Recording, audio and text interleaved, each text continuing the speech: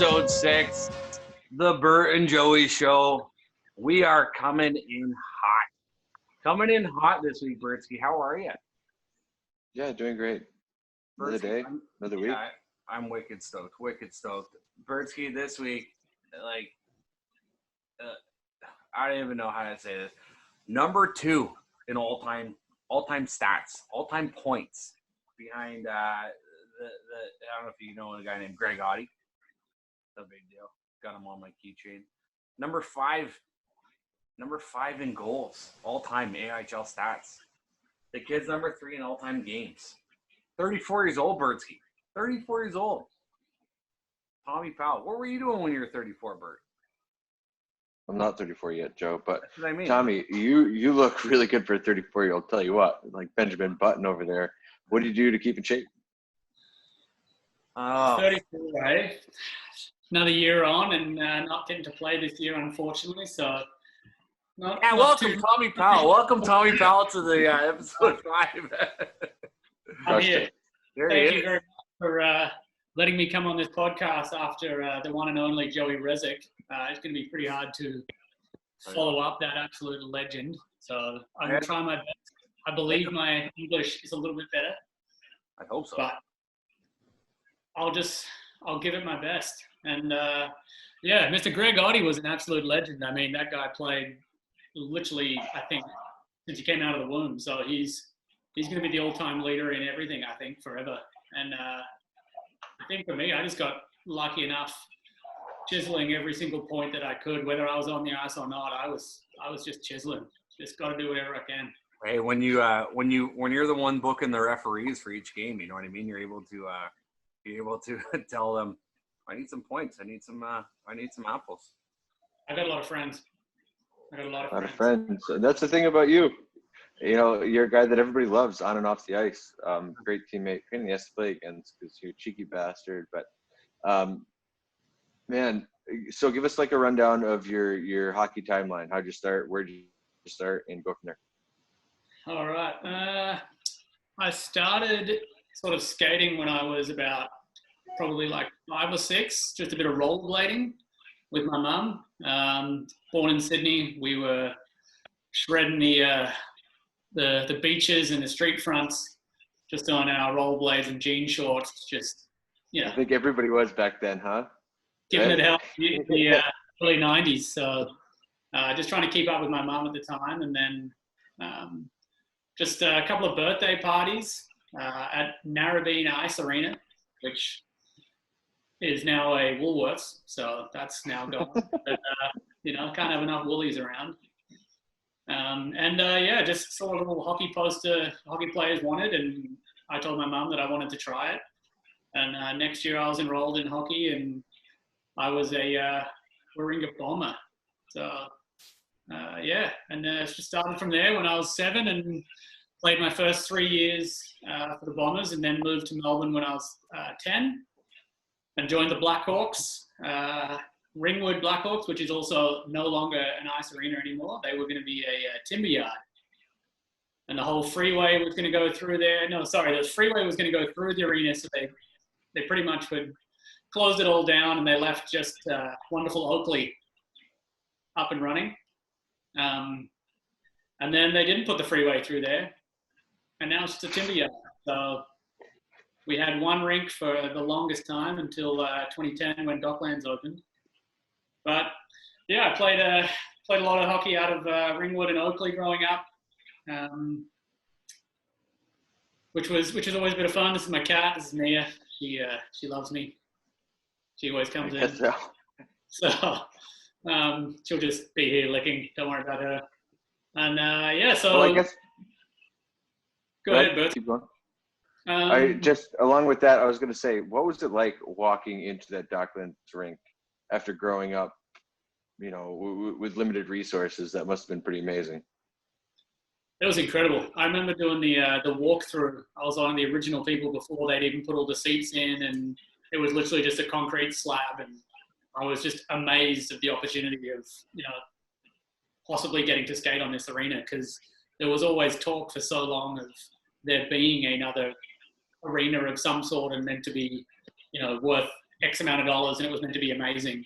And I was always one of the people that was saying, I'll believe it when I'm skating on, because that's just year after year and just nothing ever happened. And then all of a sudden, the next, couple of years down the track, we were just on it. And I remember that first training, like it was yesterday, just walking into the arena and being like, there's no fucking way we're playing here. Like, sorry, but after playing in Oakley for so long, like, it was just complete role reversal.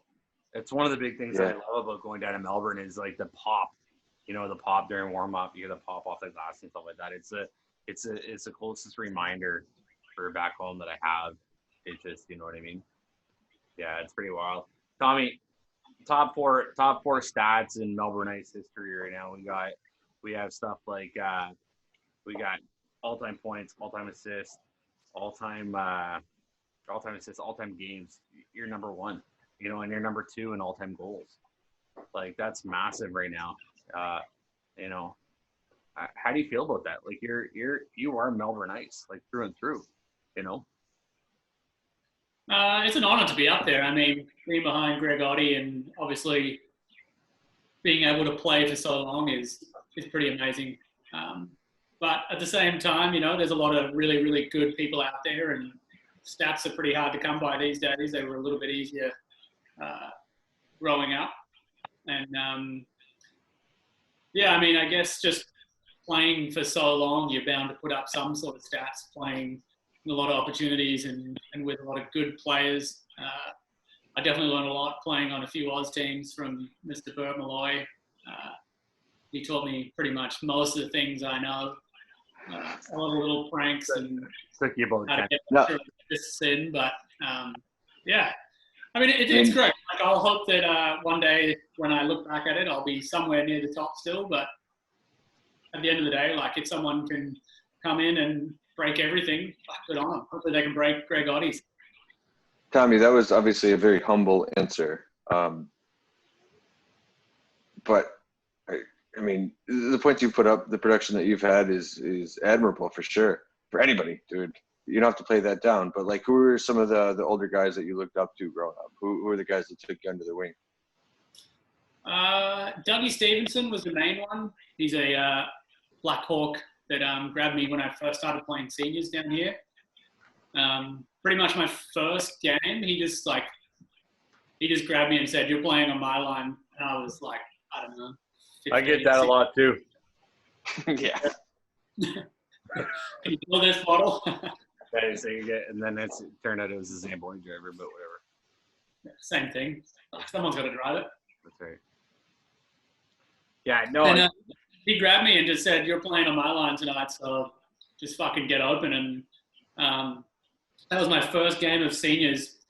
And he literally set me up for 3 backdoor open net tucks for my first game. And I literally did nothing. And I just said to him, "I'm never playing with anyone else." And we ended up playing I think it was the first year of Melbourne Ice together that I started. And he was sensational. Another guy that I looked up to growing up before then was Mark Smith. He was one of my little favorite players of anyone that was local, other than all the NHL stars of the 90s and the early 2000s. Tommy, you ventured over in your midget, in your bantam, and your midget era. One sec. Go to bed. She'll be home in 10 minutes. You said that 10 minutes ago. Get back in your cage. Don't make me get the hose. Oh my God. This is like staying in my house. Like, I'm not even at my own house. Like, whose kids are these? Anyways. Birth control. Yeah. Anyways, they sell that here? Anyways, Tommy. Yo. Your bantam and midget era. You played AAA in Colorado. Tell us about that. Like, how did that come about? You jumped out there. What was that all about? How'd you go? It started with one of those classic Australian teams when I was 13 that was an Australian team going overseas, and it was one of those whoever could pay to go. And at that time, it was pretty much mainly a Victorian side with a couple of interstate players because it was quite expensive at the time. And we went to Minnesota and just got scouted from a guy there, and he said, "Look, I got a friend in Colorado. By the time this is over, like in the next week, can you get back on a plane in 2 weeks and rock up in Vail?" And I said, "Sure." It's up to mum and dad, really. And yeah, up to the funds, and mum and dad wanting to let me go for a year at 13. So in 2 weeks' time, I jumped on a plane, and like most Australian kids, when you grow up only here and playing here, and you're semi-decent and one of the better players on your own team, if you go anywhere else, in the nicest possible way, you are the worst player on the team, and it is a huge wake-up call. So one of the big things that I try and install in kids now, just kind of changing the subject a little bit, is just because you grow up here and you're quite good, that means nothing overseas. And that was one of the biggest things to me. Like, I got there and was just like, holy fuck, everyone is 1,000 times better than me. And yeah, it was great. It was the best learning curve for me. And I watched a lot of good hockey sitting on the bench, but when I had my shifts, I obviously did as much as I could, but it was great learning experience, and living overseas during the school year and just learning, life lessons and things like that was really, really fun and good time to be living the dream as a 13-year-old hockey player. That's one big thing that I always say, that I always talk about, especially with family back home, when the equivalent to how hockey is, or players going overseas and paying to play and stuff like that, or getting picked to play for that matter. Yeah. And it's either the players they're legit enough to play over there, or there's players that are just better than everybody else here. What I mean? And that's a big difference. Like, obviously the big scale, and don't get me wrong, we have some good athletes and whatnot here, and some good players, but like, and like you say, you played over there, and it's just a night and day. You know what I mean? And that, which is I send massive credit to players that want to take the drive, that take the initiative in going over there to play, Canada, United States, or Europe or whatnot. But it's night and day. You know what I mean? So anybody who excels over there, hat off to them. Yeah, good on them. It's good, great for hockey, great for their learning experience, and personal development too. So I wish more kids would get over there. And whenever parents ask me when they should send their kids, you just got to be honest and say it has to be early. If you want to send a kid at 16, it's too late. See you later. Like, I mean, like, it just comes down to ice time availability, right? Well, exactly. They're on the ice every day, sometimes 7 days a week, whatever, and that's all you want to do at that age. So, I mean, as long as it doesn't burn them out too, right? You're not going to come back any worse. Like you said, moving away at such an early age is going to teach you so much outside of hockey, living on your own. Obviously, you're going over there with an accent too, knowing nobody. So it's just going to teach you general social skills as well. But yeah, it must have been tough, man, leaving your family at that age for you and your parents. Imagine that. Yeah, it was tough. I'm sure it was tougher for them, having me go to a completely different country in a very small town of, back then there's not as much cell phones and all sorts of stuff that you're trying to, stay in touch, and it's just an email. So must have been a lot tougher for them and me just to sort of concentrate on school and hockey and stuff. So tougher for them, but good fun for me. And then came home, spent a year at home, and then went to Czech actually for a little bit, and ended up, long story short, making a team. The person I was living with kicked me out, and real long story short, they ended up booking a flight home for me, pretending to be my mum. And then my brother, who was living in England at the time, came to the rescue, and then we did a whole MacGyver. Didn't tell anyone. I was living with this lady's son and another kid, and me and this other kid made the team, this Div 1 team, and her son didn't, and she didn't like that. So anyway, long story short, I guess she didn't get along with my parents or me or whatever it was. And my brother came in like 2 days later and just walked up the stairs. I grabbed all my stuff, flew to England with him, and he gave her a piece of his mind while I was packing my belongings. And then my parents made a couple of phone calls, and I went back to Colorado, went to a different spot and played midget minor, AAA. So it was a blast. It was fun. Next thing you know, is that when you met Goldie? Sorry? Is that when you met Kurt Golden? Yeah. No, Kurt Golden was in Vail. He was yeah. Yeah, he's an absolute legend. Next thing you know, that lady in Czech, her son turns out to be the captain of Adelaide at some point, and our second guest of the podcast. Good on him. Joey Resnick joke. Nobody. You get that? Nobody. Got it, Joe. You pick that up? Yeah. All right, Tom. Let's switch it up a bit. Yeah. Bow your head. It's terrible. Obviously a very decorated career. If you can go back to like 1 year, one team, maybe one game, what sticks out in your mind? I would probably say the highs and the lows of this game was sensational. It was Div 1 in Poland. First time I got to play in Div 1 representing the Aussie team. And I was playing on a line with Joey Hughes and Liam Webster, so two sensational hockey players. And we were playing, who was playing? South Korea, I think. And we were, first period, we were up 3-1 or 3-2, first period. Div 1, and I had 2 goals and an assist in the first game of the first period of Div 1. And then I got knee on knee and blew my knee and missed the whole tournament. So, really? First period? First period. All happened in the first period. So I was pretty stoked having a game of my life, really. I mean, a couple of good plays from Webb and Joey there that, helped the situation.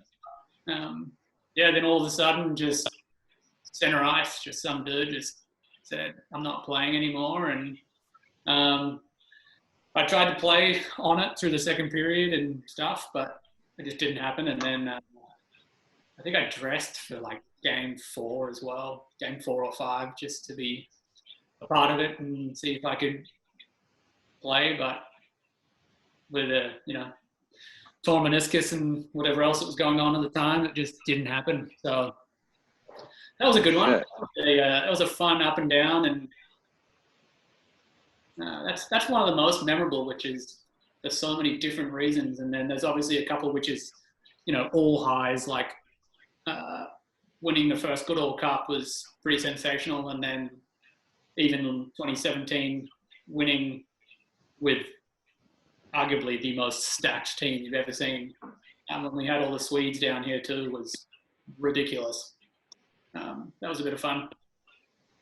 You go from a high to a low in the knee injury and sticking to the injury board there. A couple years ago, 4 years ago or so, we're down in Melbourne. You took a nasty puck, nasty dump into the neck. He had a massive hematoma. He almost looked like Sick Boy from Van Wilder there. Tell everybody about that. Let's talk about that. That was third period in the semi-final. Yeah. We had an import called John Gordon, who, if anyone saw him play, had the hardest slap shot you've ever seen. Yeah, he did. He's a beast, that guy. Oh, he was huge. He was an absolute fucking farm boy. He was a monster. And whenever he would just rip the puck, it was always high and hard. Into Liam's nuts too, right? Was it the same guy? Yeah, he took out our whole line. He took out, it was me and Liam that year. And he pegged Liam in the nuts, put him out for however long, a couple of weeks. Pegged Austin in the ankle. I think that was in Newcastle as well. Put him out for a couple of weeks, and then in the semi-final, he was at centre skating forwards, and I was at entering our offensive zone blue line, and I was literally just standing there. I hadn't even moved, and I was pretty much bum on the glass, just waiting for him to rim it in, and it just went straight off the glass, ricocheted right into my neck. Yeah. And I just remember just instant pain, and then just hitting the ice and going, fuck. I don't know what's just happened, but I think I just broke my jaw. The whole pain was just my whole head. I didn't know what happened. I just straight to the bench, sat there for a minute and just went, no, I got to go. And I remember just straight into the change room, just, figuring out where I was, looked in the mirror and I was like, oh, I got a little bit of a welt here. And then it just got bigger and bigger and bigger. And our trainer at the time, James Meredith, who's a good friend of mine, he looked at me and just goes, that's fucked. I don't know, you're done. You're not going back on. And Bertsky, you'll know this. I'm a huge Tiger Balm guy. And I always have the hottest shit that you can only buy in Canada. It's a huge tin. It's not one of these little tins that you can buy from here or any local supermarket because they're all rubbish. But these big ones. And I only get them. And I just said, James, put the Tiger Balm on it. I'm going back out. And I did. Got the Tiger Balm back on. Caution. Chinese. The same exact game, I go to hit Taddy Graham first shift in that semifinal and blew up my knee. Same game. But Peter Moore was there. He's the man. Yeah, Petey's there too. He's good. So, yeah, we Tiger Bombed it, and then I got back on, tried to do 2 shifts, and my center of balance was just fucked. I couldn't skate anymore. Yeah, I remember seeing it down in the tunnel, and it was massive, legit. It was like Sick Boy from Van Wilder. It was gigantic. It was insane. Yeah, it's wild. What's Tommy? You played well over 70 games international hockey for Team Australia. Latest being the captain last year in for the Mighty Roos. Some of the best places you've been to play hockey. Most enjoyable places that you love to go back, if not to visit, just to spend a bit of time and whatnot. What would you reckon? What do you think? Of any of the places that I've been for the Aussie team? Yeah. Poland was sensational. We're in this really small village that was way up in the mountains, middle of nowhere. That place just always hits me I'd like to play because I never really got to play. Sightseeing, it was awesome. There wasn't obviously too much to do, just being a really small town, but that definitely sticks out. Romania is definitely number 2 on the list. Mexico would be number 3. No, we've seen some cool places, man. We've seen some awesome places. And I mean, you've played, 10 years longer than I have? And I've been lucky enough to go to Mexico City twice. So I've been to Bulgaria too. That was a different world. Yeah, there's been a couple of very interesting places. But all of them are good. The Aussie team. Not only tournaments, but training camps. There's been some pretty awesome places. Yeah, the training camps are awesome. Finland for training camp, and anytime Joey organises anything in Czech is unreal. It's always a good setup, and he obviously takes care of us and makes sure everything is on point with him and manager Petey, who's I missed him this year. Shout out Sneaky Pete. Yeah, we'll send it to him for sure. Yeah, I mean, anytime Joey jumps in, he's good. He's sick. So like having him on board, that's for sure. But yeah, I mean, being lucky enough to represent the Aussie team for this long, and you could say whether it's great or stupid to, pay money year on and year out to go. I could have bought a house a long time ago, but it's the little sport of ice hockey in Australia. You got to pay to represent your country, which is ridiculous. But you do it because you love it, and it's a ton of fun, and I enjoy being around the boys, and lucky enough to get to hang out with Bert and spend 3.5 weeks just phone and like a bad smell anywhere he goes is a fun time for me. Yeah, it's funny. Like as soon as I joined that team, you're a guy that I really just gravitated towards. I think we have a, a similar sense of humor. I find you very quick-witted and funny, whether it be on the ice or in the two-touch circle, because you're an absolute Hall of Famer in the two-touch tactics. I think that's what this whole thing is about, right? We're talking about two-touch. Pretty much, right? Exactly. Any pranks or stories along the way through international trips or whatever that stand out to you? Any pranks? I'm not really much of a prank guy. I mean, sometimes I get Bert Malloy on your screen, but I'm the type of guy that likes to keep things lighthearted around the room, and everyone takes it very, very seriously, and so do I. But I also like to enjoy it and get people as relaxed as possible. And then obviously, there's going to be times when people get heated and involved and things like that. But at the same time, like I try and make it, like I said, interesting and keep everyone on their toes. It's a bit of fun for me. So there he is, Broski. Hey, I bring that up because you have a good way to read the room. Can you give a background story on how this all transpired?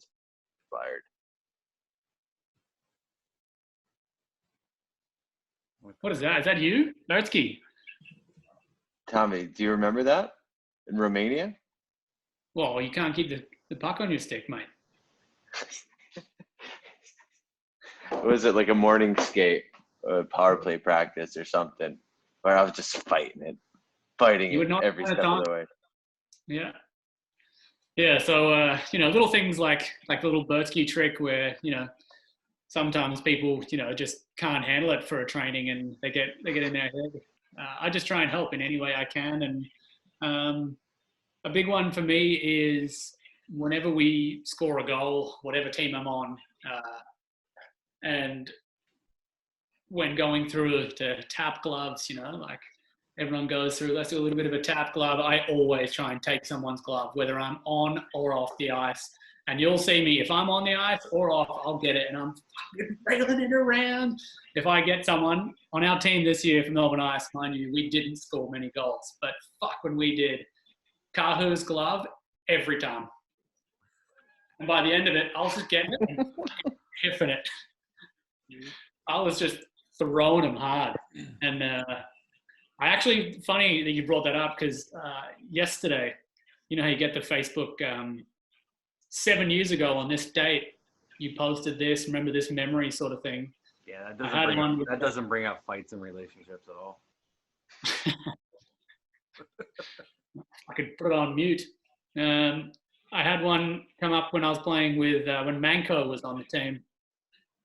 And I'm standing at the bench and Rezik's the equipment manager, and I've gone over to the bench, the water bottles, and just done that sneaky little undo the lid, and I'm fucking yelling at Manko, fuck, you're struggling, get some water in you. Anyway, he comes over and I go to give him the tap and fuck. And I scull mine and he just does exactly what Joey's doing right now. Crushes the bottle, lid explodes, water down, and all you can hear is Rezik just losing it in the background. Just little things like that. I like to do those little things every once in a while. Get a bit of, like the old classics, bit of clear tape on the bottom of someone's skate. Anything that you can do that's gonna make someone laugh for, a couple of seconds, the day, lighten the mood a little bit. Sometimes after a tough pracky with some interesting drills or something, you gotta keep the bodies guessing. Do you got any repeat offenders? You got anybody that you can just get? You're like, all right, like I got nobody today. You're like, yeah, he's a go-to guy. If I'm gonna do it to anyone, I sort of like for Melbourne team, I'll just pick on Hoddick. Fuck, that kid he's a nightmare. He's an absolute nightmare. I tell him every time I see him, I'm like, you are, and like, obviously this is all joking, and he's phenomenal, and the kid's unreal. I tell him all the time, I'm like, you are the least skilled player I have ever played with. You are just the kid. And didn't the kid get a gold at Youth Olympics or something like that for skills? He's awesome. The guy is awesome. So I tell him that, and then the next minute he's out there having the fucking shift of his life. Just you got to get to people wherever you can, and Hoddick's a go-to for me. Oh yeah. I don't know, Bertsky. Who would you get? Who would you get if you had to go to? You? Shut the front door. Yeah, I released the air out of the tires in the Zamboni. He hates it. That's a good one. Man, I spent thousands of dollars on new tires. Sorry, Gary has spent thousands of dollars on new tires. Now I was like, so we were in what was it before the COVID went down, whatever. I had done a couple Australian junior games reffing up here, and I was like, oh fucking Bertsky, I'm gonna get this son of a bitch right now. So what I did was I tied his gear all together, tied all of his gitch, tied all his gear, tied everything to it, and then the fucking COVID went. Nobody's I haven't been back to the rink since, so I know it's all there. This just sucks. So worst prank ever. But that's awesome. That's a good prank though. By the time you come back, hopefully it was all wet. I pissed on it, but whatever. They Tommy, not only as a skilled player, he had a lot of accomplishments. 4 good All Cups, a lot of gold medals in international play, but you also have 3 national championships as a coach for the women's women's ice team. How does that, like? I know you're huge into coaching. You with the Melbourne Ice Academy, and you're doing that, and then obviously coaching with the Melbourne Ice women's. Like I said, 3 national championships. Is that something that you want to pursue later on in the future? To be honest, it was an absolute blast, and I love coaching. I really, really enjoy it, and I can definitely see myself one day, coaching something, whatever it may be, of some sort of decent level. I hope again, at least getting an opportunity. I mean, you never know with it starting to be import coaches coming, and they're obviously going to get more of a look because, in this country, if you're playing ice hockey and then someone comes in with an accent, it's like fucking God just rocked up. So regardless of their credentials or how much they know, this country is big on, if you've got an accent, you're the best. So red carpet. Preconceived notion. Yeah. So Bert's been here for a while, so we get it. We get it. It's fine. That's the next chapter, and it's what I look forward to. Hey, I held the torch for a minute. Yeah, well, to be honest, been still coaching a lot in the academy, at the Ice House with Mr. Armstrong and Rob Clark and a few others, which is tons of fun. I really enjoy that. It's a good time, and coaching a summer team that my partner plays on, a Div 5 team called the Red Wolves. And to be honest, that group of people is the biggest fucking legends ever. Adults playing is starting at an older age is just phenomenal. We have the most fucking fun as a team, and it's super relaxed, super chilled, but still very competitive. And that's been the most fun coaching for me is coaching those guys instead of coaching a really high level at that, whatever you want to say it as. Coaching a bit more rec and a bit more fun has been really, really fun for me at the same time. So I could see myself doing both, one, the other. But I just enjoy the game and like giving back as much as I can. Like Bertsky, I'm sure. And Joey, you guys understand that. Yeah, go ahead. Sorry, I didn't mean to cut you off. I just wanted to kind of segue that into what you're doing now. What's on your shirt? What a connection. Is that from the same team or is that another div? That's from the same team that I coached, the Red Wolves team. This is a guy named Liam Holm, and he is an absolute beautician. He works for Australia, so if anybody want some beer in Melbourne, hit up Mr. Liam Home. He's also on their shirt, and he ended up just getting.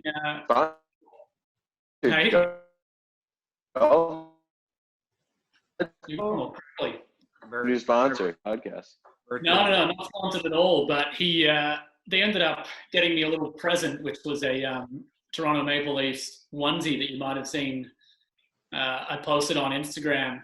It's phenomenal. It's the best thing I've ever received as a present. So, and he brought me a 6-pack of beer as well. So, sensational guy. But yeah, this pretty much all started from him. My partner and I, Alex, we just decided that we were going to start drawing one day, and I was like, let's fucking draw Liam. Like, something that's, I know a bit about is hockey players, the equipment, how people are going to stand and that sort of thing. And then we drew it, and I was just like, literally for a fucking day, I was in hysterics with the quote on here that says, "Open the gate," because the guy can't jump the boards. Like, in Oakley, at Oakley, it's quite high. Like, it really is. The ice to the top of the boards it's actually quite high. And the guy has, he's got a shit hip, and like, he can't jump it. So he has to go through the gate. And he always stays on for fucking 7.5 minutes for a shift. He can't get off the ice. And when he gets off the ice, he is gasping for air.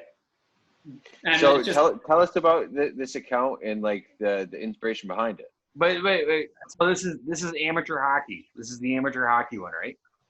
Yeah. So we did this drawing, and then we ended up drawing every player on the Red Wolves team and like their own little quote, their own little thing that they do. And then we were like, "Fuck, this is super fun." And I was like, I'm really enjoying doing all these drawings.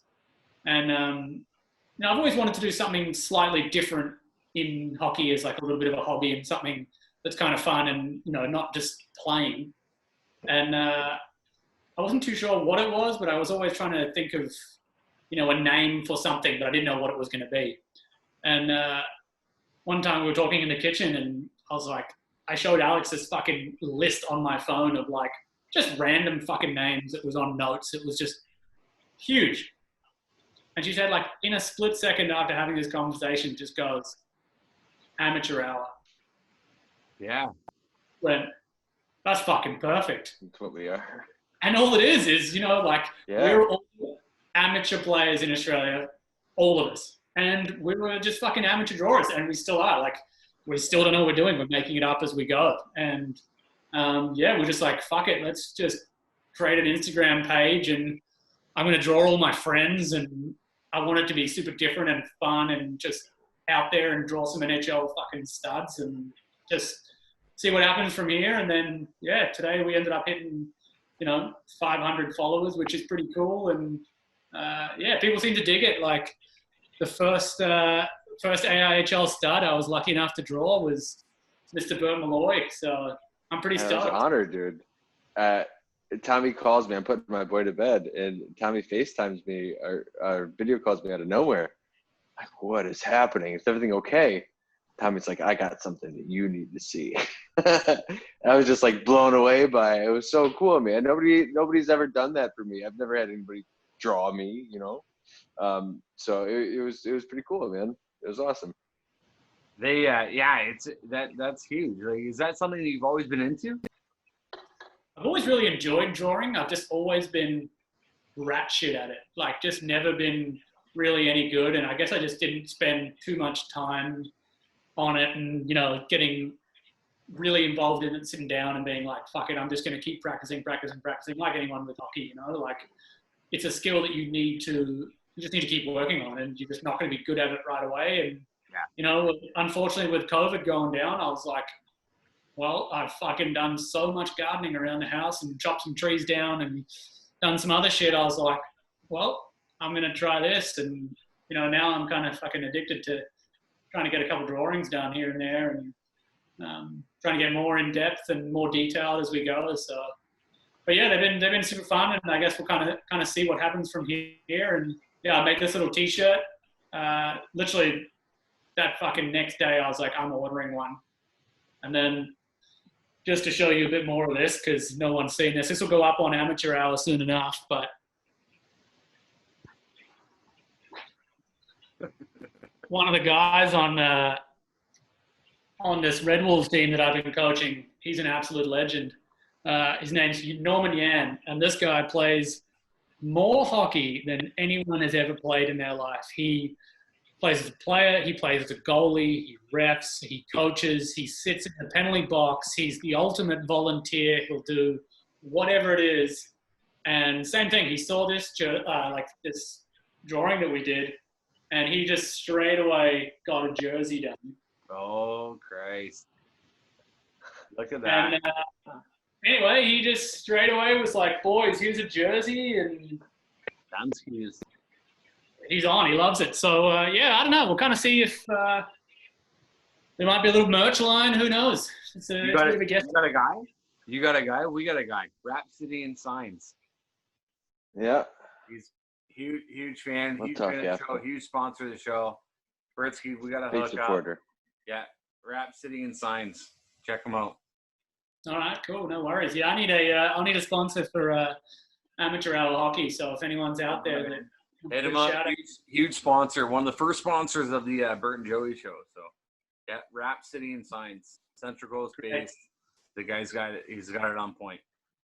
Good to see him get involved. You know, it's such a good show, and everyone is there's great personalities on here, and there's not too much yelling elsewhere. That's what my mom says too.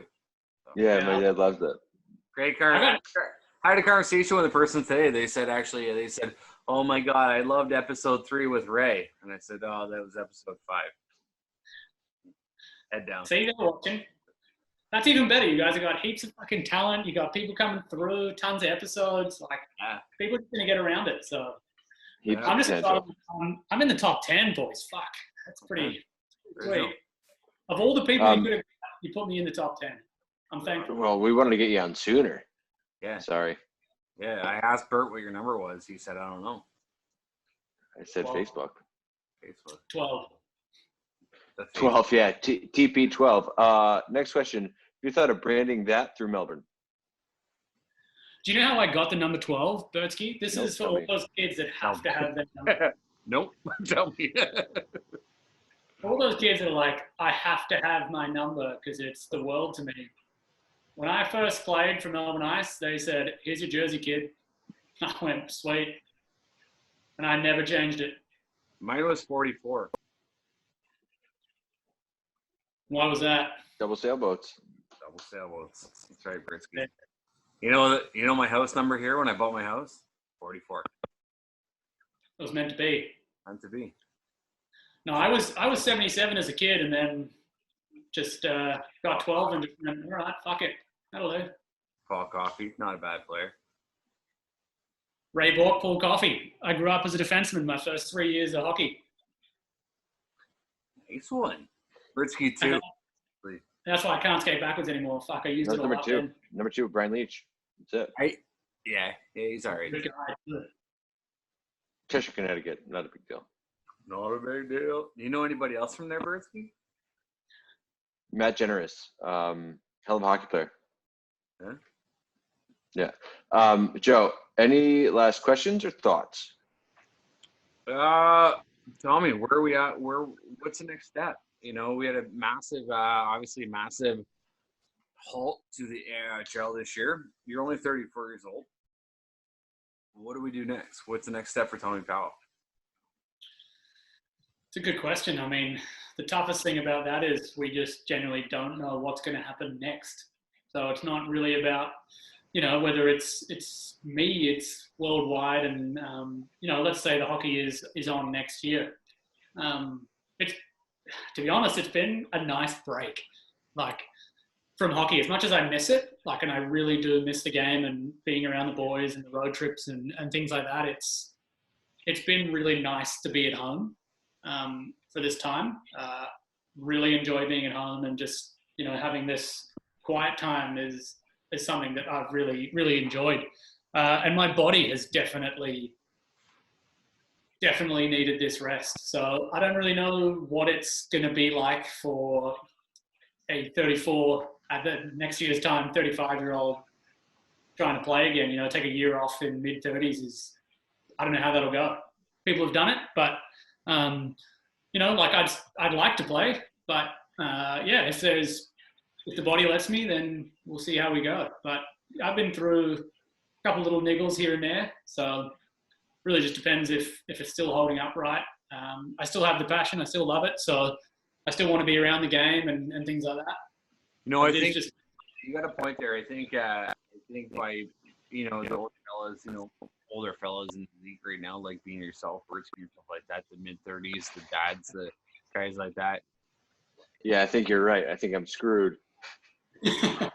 Basically, fact, mate. No, it's huge for you guys to take a full year off for that reason. You know what I mean? It's a lot of wear and tear on the body, a lot of wear and tear on the family, and it's able to. You're invigorating. Able to, what? What? I said it was reinvigorating, but I guess I lagged. Yeah, you keep lagging heaps on yours. Pay your bill. Optus 2.0. Anyways, yeah, it's huge. It's huge for you guys, and you know what I mean? It's you guys are able to take a year off, reset, recalibrate, and jump back into it. Do you guys think that, especially Melbourne Ice, on your view, do you guys think you guys are going to jump back, being back the old school Melbourne Ice type thing? Do you guys think you guys are going to be coming back full tilt? It's a great reset. So. Yeah, I mean, you could look at it like that. I guess that's the dream. Is you look at it as a player, and if anyone knows me, I'm the most useless person at knowing what the club is doing and who we have and who we're looking at and what imports are coming. The amount of people that ask me all the time, whether they're fans, volunteers, other players, partners, whoever it may be, and they're like, "What's the team looking like? Who are we gonna have?" And I'm like, I literally show up and play the fucking game. Like, I've always been that way. I try and stay out of anyone's bullshit. I just want to come and play and enjoy what I can do with my friends and, see what the guessing game is at the end of the day. But, I mean, we looked like we might have had a better team on paper this year. But, you look at our last 2 years of coming fucking back-to-back seventh is not very good. So there's kind of only really a up from here, you would hope. But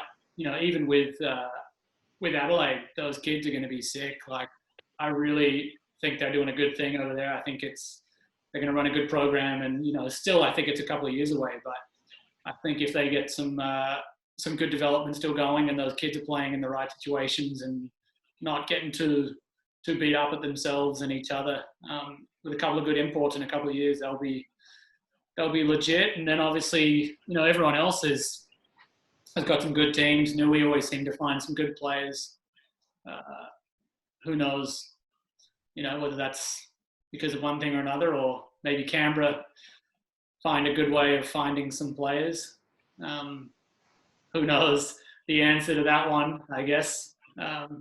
Probably just take that one to the bank and we'll leave that.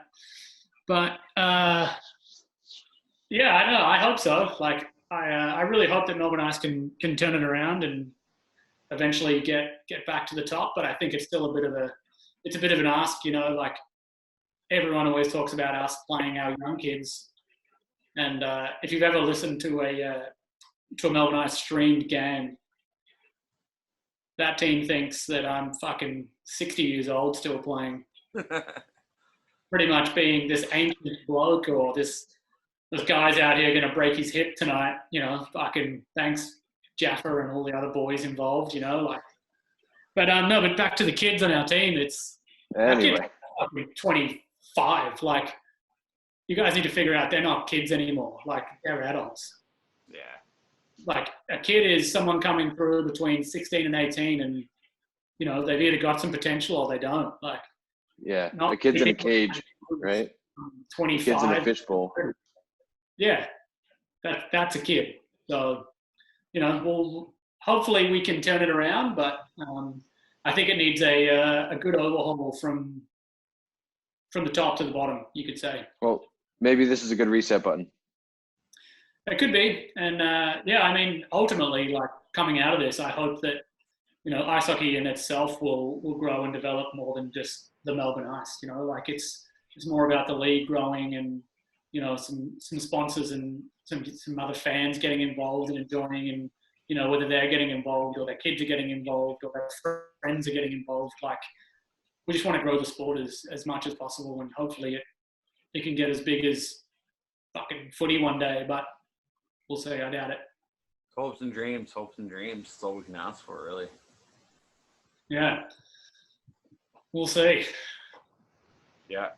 Tommy, do you have anything else to add?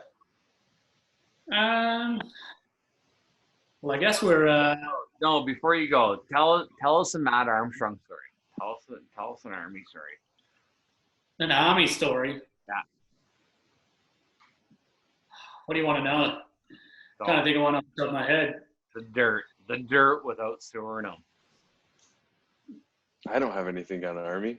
Army's an interesting guy. He's a beauty. Honestly, I would pay for that guy to come here. So, quick Army story. So we were on our way home in July last year. We're on our plane. So for some reason we had to go Sydney, Melbourne, Vancouver. And my wife my wife goes up to the toilet. Oh, they got a young family up there, blah, blah, blah, and blah, blah, blah. Yeah, and I was standing up. Yeah. All of a sudden, Army comes walking back. I'm like, what are you doing? He's like, oh, hey, I was going fucking on my way back to Canada, blah, blah, blah. So I ended up fucking crushing beers or having beers with the Army for about 12 hours on the way to Vancouver. Yeah. That's awesome. All right, I got an Army story for you. Fuck it. Army is the biggest beauty ever. I really like the guy. We're good friends, and he'll appreciate this story. But no, he's a guy that I've loved to play hockey with ever since I got here, and I find that me and him have really good chemistry with each other. We find each other really well, and I'm definitely more of a pass first type of guy when I play, and he's 100% shoot first, and that's great. Like, I find that 120%. Hey, 120%. Yeah, it's a good connection. Like, fucking sweet, man. Like, my favorite player growing up, or like, years and years was Kyle Wellwood. If anyone knows who that player is. Windsor guy. Actually, cool. Windsor guy, you got it. That was on my teacup before. It was a picture of Kyle Wellwood when I was having a cup of tea before. His brother coaches Neil. Not a big deal, eh? I probably can't say that on here. No big deal. I'll get him interviewed. No big deal. We'll put him on the podcast. Anyway, keep going. Anyway, All-Star game in Newcastle. Oh wow. Don't even get me started. Oh, are you talking about the way to the All-Star game? Yeah. Can I tell that story? If you want. Because I got to, if you want. It's up to you. Throwing it out there. See, man, like, it's not my show, boys. Hey, you're the guest. I'll keep it short anyway. So keep it straight to the point. We're on the way to the game. Bertsky, you're in the car. Were you driving? Yep. No, I think Dana was. Yeah. So it was us, me, you, Army, Dana, and there was someone else. Mitch Humphreys. What a guy that guy is too. Humphreys, sicko. Anyway, we've done the skills comp and everything the night before. Tons of fun. We stayed at the import house. We were lucky enough, get treated like Newcastle North Star import royalty. We can see why some of the imports would want to stay where they get a house. It's nice. Good selling point. Anyway, we had a couple of beers that night before the All-Star game on the Saturday night. And like a couple of people, some people have a couple too many, and when Army gets fired up, Army gets pretty fired up. He can drink.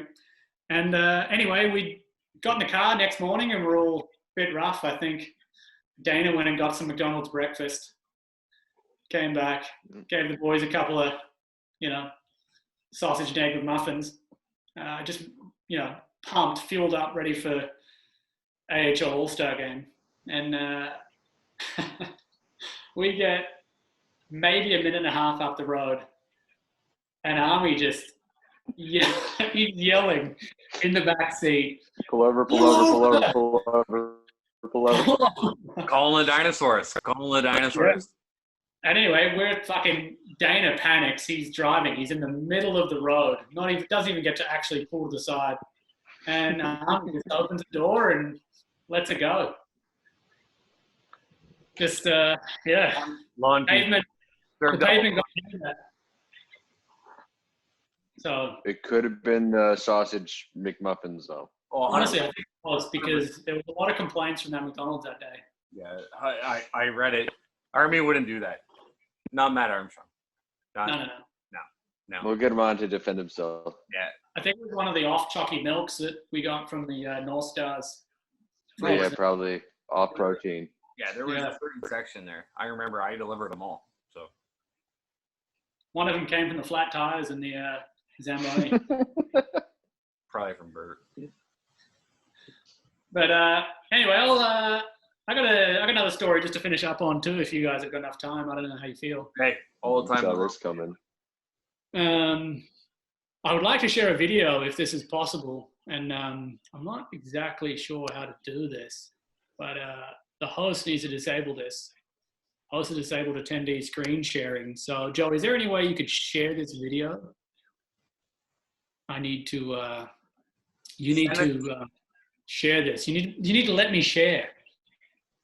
Share. So if you go to share screen, it should just be let everyone share something.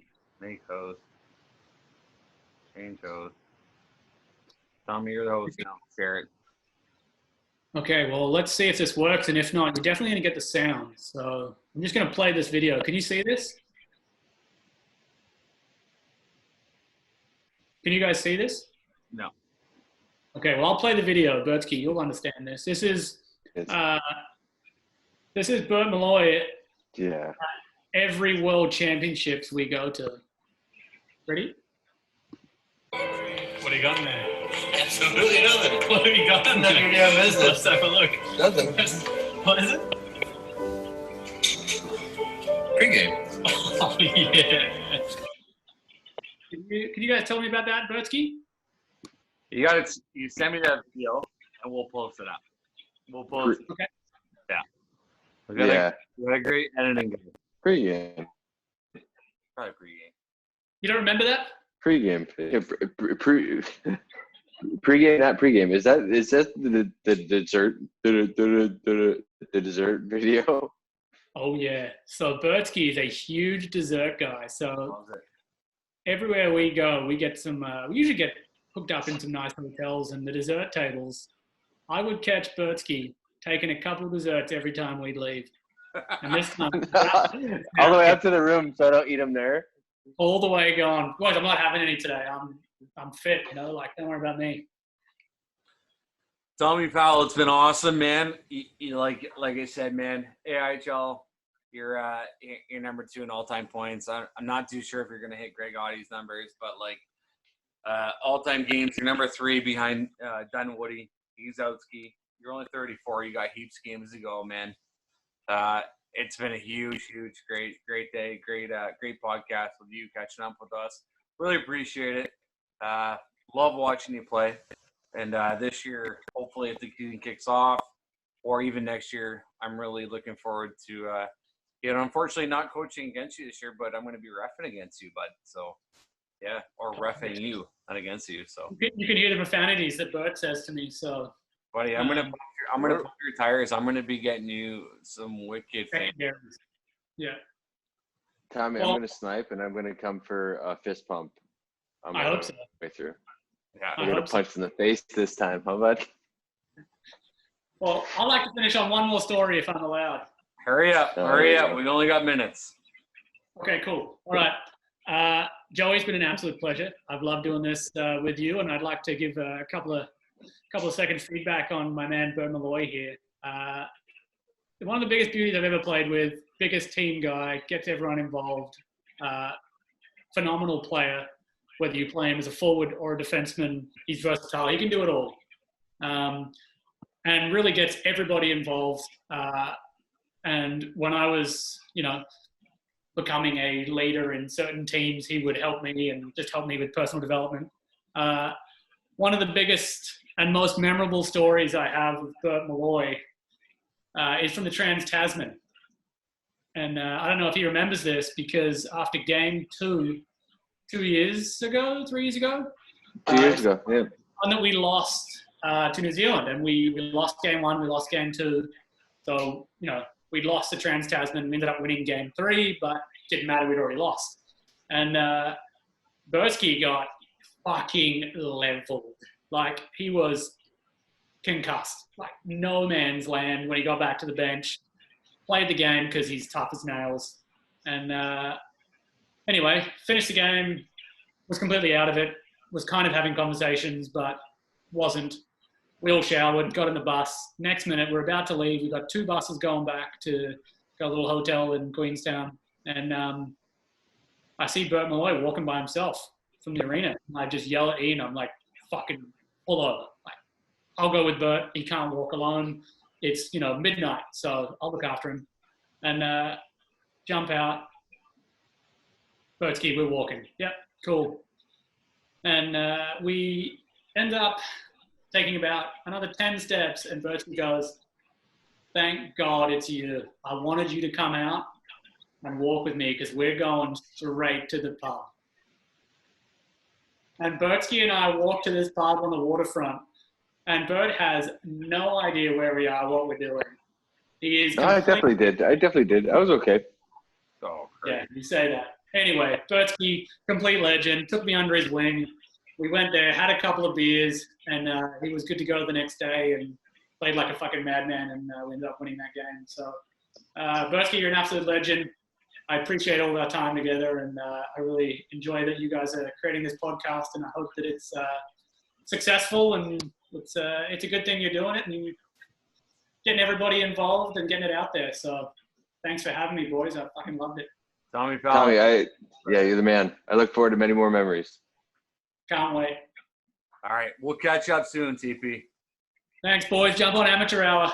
Get a sponsor. All right, brother. Yeah. You'll be sponsored this week's podcast for sure.